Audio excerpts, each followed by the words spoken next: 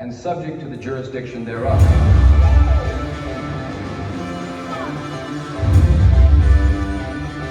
Hello, this is Dr. Jeff, and I've been invited to see Tam Tran Goes to Washington.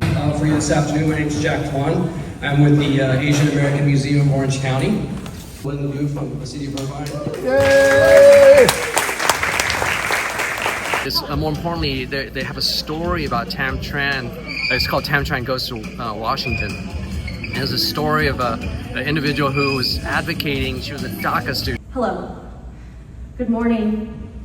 My name is Tam Tran. It's her story, and so it's a great opportunity. She's homegrown in Orange County, so it's awesome to be able to bring that story to life here in Orange County in partnership with East-West Players. And my parents escaped the Vietnam War as boat people and were rescued by a German ship. My brother and I were born in Germany. And then we came to the United States to live with relatives. Once we got here, we applied for political asylum. And on the day of my high school graduation, and after living here for 12 years, our petition was denied. And then we were sent a deportation order.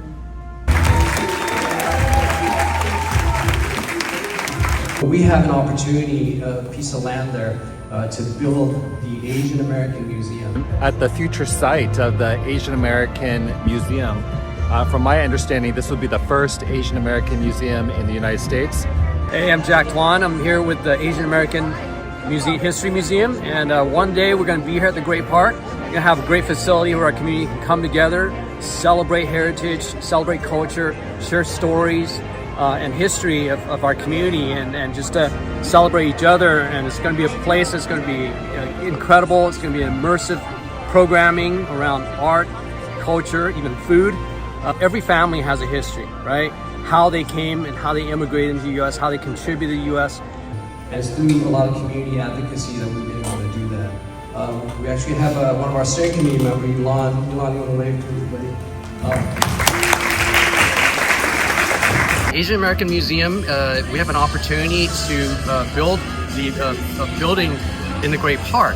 Communities that have not had space in mainstream institutions, and certainly not space in history books, and perhaps in Hollywood. I think about the way that the API community looks at education and what is the end goal. I did not know the Sylvia Mendez connection. That was just a great, they just dropped it in there, and so much of our histories are intertwined, you know, from Grace Lee Boggs. I was reading in the notes, I did not know that Teresa Lee, Korean Brazilian, was also involved in the DREAM Act.